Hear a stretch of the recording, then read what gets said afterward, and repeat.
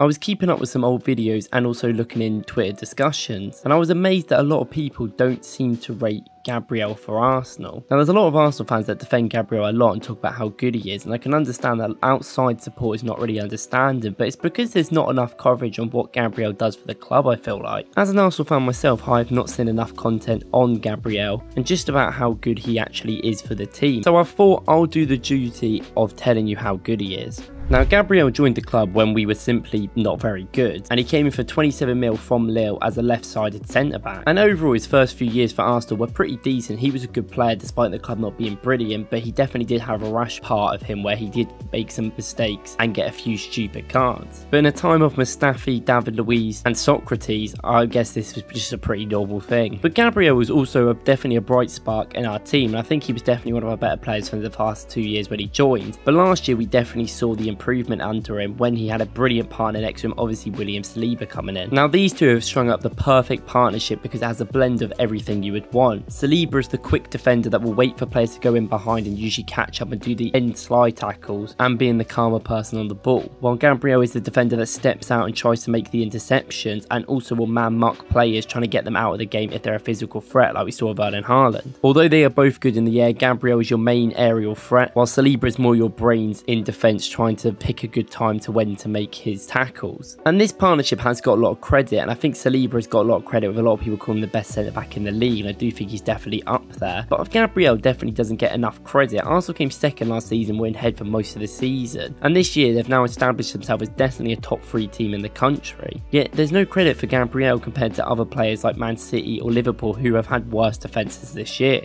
The problem with Gabriel is he does play a bit of a risk-high game. He does step out and he could make mistakes, and there's been a lot of times before, I think he made one mistake against Man City a few years ago where he does seem a bit rash and he seems to get a bit worried under pressure sometimes, but that has been definitely a lot nullified because of Saliba, and Saliba's calmness working alongside him has made him a lot better. But saying that, Gabriel's awareness for Arsenal right now is insane. He is so good at looking at the ball opposition, his teammates and the space, and knowing when to drive and when to push people up the pitch or hold his run and keep the defensive line. He's become so smart working with the midfield and his other defenders into making his game better and being a much more composed centre-back. For instance, in the Manchester City game earlier in the season when Arsenal won 1-0 and it was a brilliant defensive display, having Man City have no attempts really at the goal, he was able to understand when to step up on Haaland and Alvarez with great effect, showing that physical strength to make sure that they didn't get past him and cause fear and panic into the minds of the City attackers. Sometimes it can be so easy for an attacker just to roll Gabriel because he's not as quick on his feet, but Gabriel has used his strength and his brain to actually figure out when to run, and it's been definitely a big improvement in his game. And he has also became a defender, instead of reacting to something that happens, that is proactive and actually make sure he gets there before stuff happens. He's very good at interceptions and movements and knows when to make a run or when to stop a certain aspect. Another example of him being very smart is when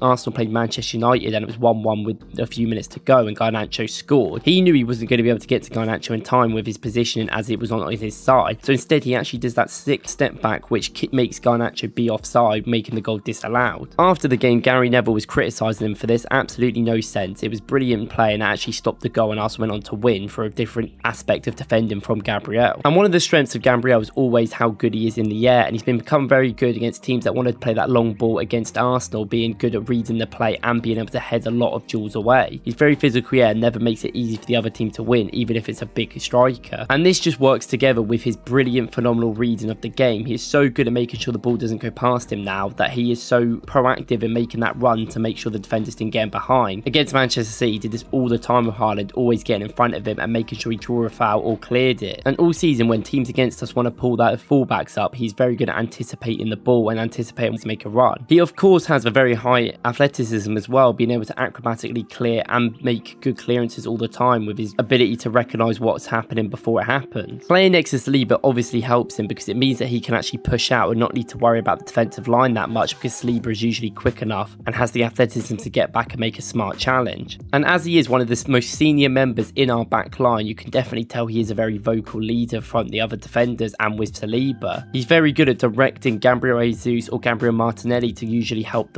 him in the wing play and try and defend with them. Although he may never get a captaincy because of people like Odegaard and still like Declan Rice are still there, I do actually think he's definitely got a chance maybe in the future. He's definitely a great leader and he's still very young, but he definitely helps the players players around him, and he's very good at demanding things of Saliba and dictating where he should go and when he should do things, because I think his decision making has improved a lot. Gabriel is also insane at attacking. He has only 10 goals for Arsenal in a lot of games, but I do think that he definitely has a big attacking threat, especially from any sort of crosses. Midway through last year, from free kicks, the third highest XG in the league actually from scoring, which was crazy. Often as well, he's nearly winning 3 aerials per game, which is defensively and attacking. He's very good at any sort of defensive headers as well, trying to get in front of the attacker and being very good from corners heading away. Gabriel isn't someone that necessarily the stats are going to rate. His stats are pretty mid if you look at him in different aspects, but as the team works and how he works in the team, he's very vital. He necessarily doesn't have to do as much defending as some other teams do, because Arsenal will simply have the ball more and dominate teams against a low block. But that's definitely not his fault, and Saliba seems to get a lot of credit for being an outstanding defender like he is. As in one of my old videos, I literally said he's probably Arsenal's best player if you go and watch that. But I do think Gabriel's part of that is definitely undermined. And I know Arsenal's season fell apart last year when Saliba got injured. It weren't Gabriel's fault and he really tried his best. But with any centre-back that Arsenal have, such as Tomiyasu, Kivior or Ben White, Gabriel has still stayed a main part of the team. I know he's a left-sided player, but Kivior hasn't got anywhere in the team. And Arsenal was simply, if Gabriel got injured, I think you'd see a lot of the same issues that you did when Saliba was injured. Gabriel has been a mainstay and part of this team, and it was arguably one of Arsenal's best players last season. I think this season he's also been amazing since he came into the team. People like to use the fact he got dropped at the start of the season. Well, Arsenal weren't much better when he got dropped, and it was more of a tactical thing, I think, trying to get Rice comfortable in a different role. But in the end, we've changed and reverted back to systems, and we've changed how our team works in order to make Gabriel play, because he's just that important. Also, Arsenal brought in Gabriel for £27 million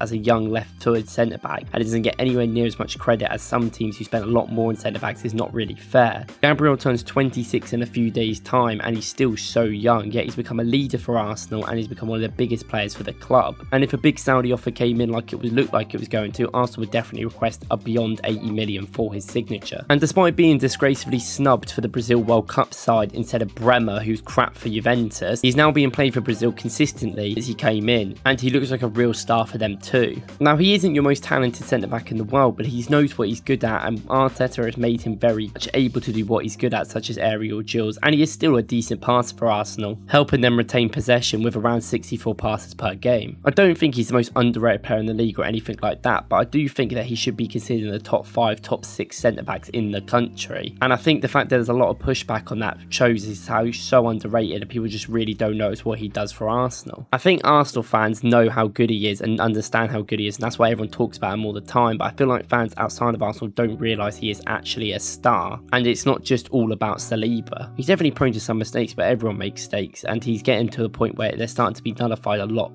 more. Let me know what you guys think about Gabriel, and please watch my video where I talk about Yoro Hato, who's another player linked with Arsenal this January, 17-year-old from Ajax. And that's it, everyone. Thank you for watching.